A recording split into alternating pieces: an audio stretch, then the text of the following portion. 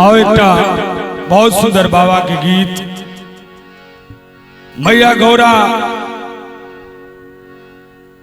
सखी सबके कह रहल छथिन बाबा के कारनामा। हमर बाबा देखियो की करे छै। बड़ा सुंदर गीतकार प्रेम शंकर बाबू के रचना सुनाबी। कने देखियो न गेदाय हे कने देखियो न गेमाय भोला दिगंबर के मौन बूरा। कन देखियो गेदाय भोला दिगंबर के मौन बूरा। कन देखियो गेदाय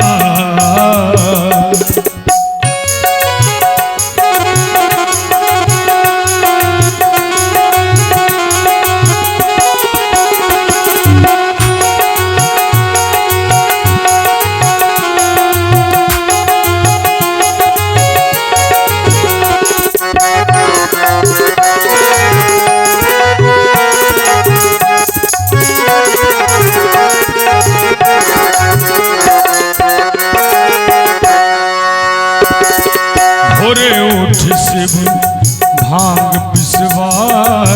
भोरे उठ शिव मैया भोरे उठ कर बाबा परेशान करे छे भांग पिस के दियो केना।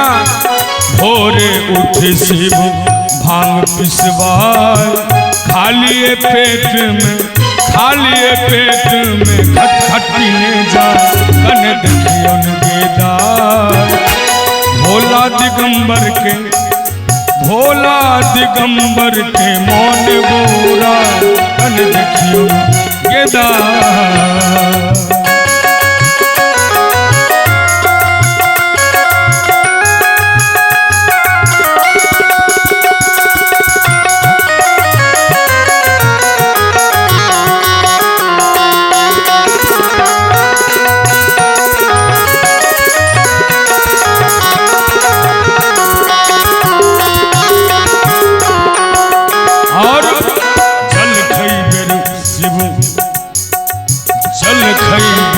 शिव आँख फल खाय।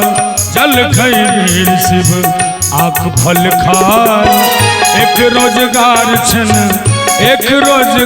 छन बस हाँ चला। कने देखियो गेदाय और की तेसर पहर शिव तेसर पहर शिव करत पन पिया। तेसर पहर शिव करत पन पिया। पैन के बदला में जल के बदला में विष पीने जाए। कने देखियो न गेदाय हाँ कने देखियो न गेदाय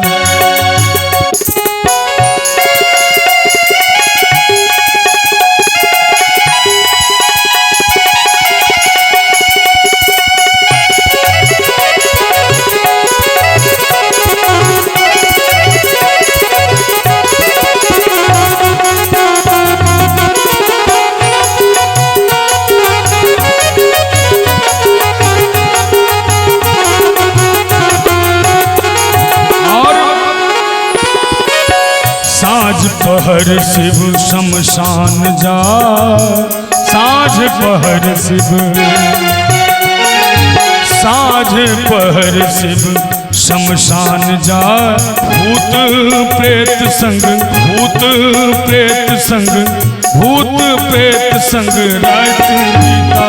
कन देखियो न गेदाय भोला दिगंबर के मौन बूरा। कन देखियो न गेदाय भोला दिगंबर के मौन बूरा। कन देखियो न गेदाय भोला दिगंबर के मौन बूरा। कन देखियो न गेदाय भोला दिगंबर के मौन बूरा। कन देखियो न गेदाय कन देखियो न गेदाय कन देखियो न गेदाय।